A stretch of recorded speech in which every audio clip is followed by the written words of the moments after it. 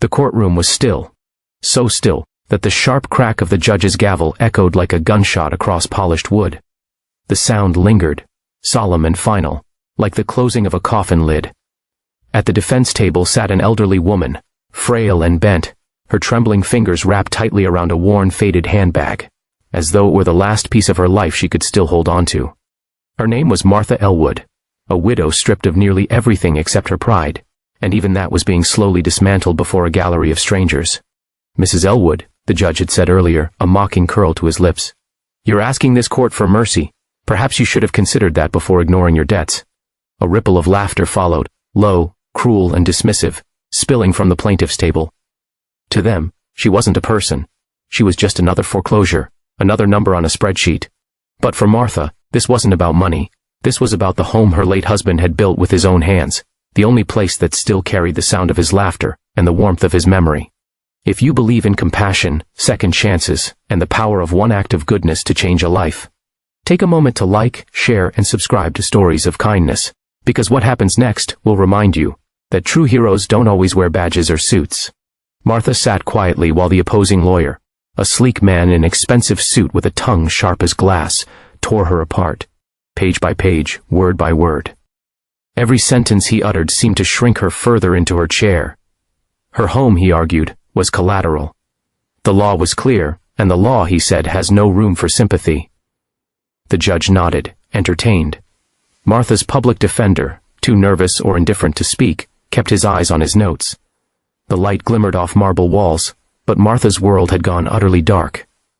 Her husband, Harold, a hard-working mechanic, had died 3 years earlier of a sudden heart attack.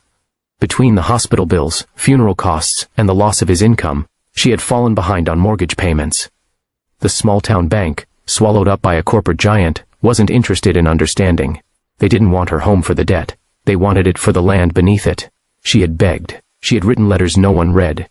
She had prayed for mercy that never came. By the time the case reached court, she had almost accepted her fate. But destiny has a way of stepping in when hope seems lost. 3 days earlier, while walking home from the grocery store, Martha had accidentally dropped her purse outside a roadside diner. She hadn't noticed, but someone else had. A man sitting on a Harley nearby, broad-shouldered, tattooed, and clad in a worn leather vest with Hell's Angels stitched across the back, picked it up and jogged after her. He found her struggling with her grocery bags and handed it back with a nod. His name was Ronan. He asked gently, "You okay, ma'am?" She said she was, though the tears pooling in her eyes betrayed her words. As he pressed softly, she told him her story, not asking for help, only needing someone to listen. But Ronan didn't just listen. He looked her in the eye and said, "You're not alone anymore." She didn't believe him then, not until today. Back in the courtroom, the judge leaned forward to deliver his ruling, a smug satisfaction curling on his face. "Mrs. Elwood," he began coldly, "this court rules in favor of—" The sentence died in his throat as the heavy double doors swung open with a long creak. Every head turned. 3 men stepped inside, their boots striking the marble floor like thunder. Leading them was Ronan, his salt and pepper beard catching the light, his vest gleaming with symbols of loyalty and long roads traveled. Behind him stood 2 others, a towering bald man with a dark beard and a younger one with shoulder-length hair and mirrored sunglasses. They didn't fit the polished world of a courtroom, yet they walked in with quiet authority that demanded respect. The bailiff moved toward them nervously, but Ronan lifted a calm, steady hand. "We're not here to cause trouble," he said in a deep, even voice. He strode up to the defense table, stopping beside Martha. She looked up at him, her eyes wide with disbelief. The room buzzed with murmurs. Ronan placed a thick envelope on the table. "That," he said firmly, "is a certified check. It covers every cent she owes, the debt, the interest, the court fees. So maybe now, Your Honor, you can stop laughing." The judge froze, mouth slightly open. The opposing lawyer blinked, stunned into silence. For a full 10 seconds, no one spoke. Finally, the judge cleared his throat, his arrogance fading. "If the payment is verified, this case is dismissed," Martha gasped, her hand flying to her mouth as tears streamed down her cheeks. The same courtroom that had felt like a cell moments ago now echoed with freedom. The same faces that had pitied her now stared in awe. Ronan helped her to her feet. "Told you, ma'am," he whispered softly. "You're not alone anymore." Martha could barely speak. Through her tears, she managed only 2 trembling words, "Thank you."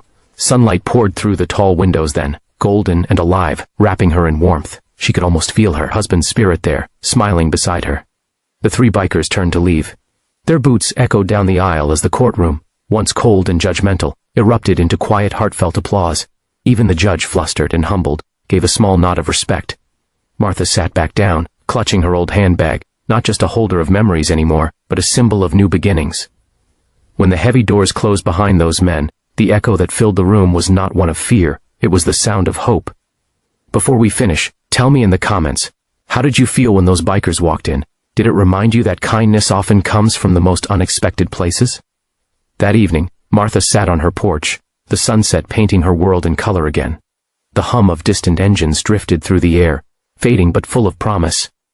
She whispered a prayer, not for herself, but for the men who had reminded her that sometimes, angels ride motorcycles. If this story moved your heart, please like, share, and subscribe to Stories of Kindness, because somewhere out there, someone still believes in doing good, even when the world forgets how.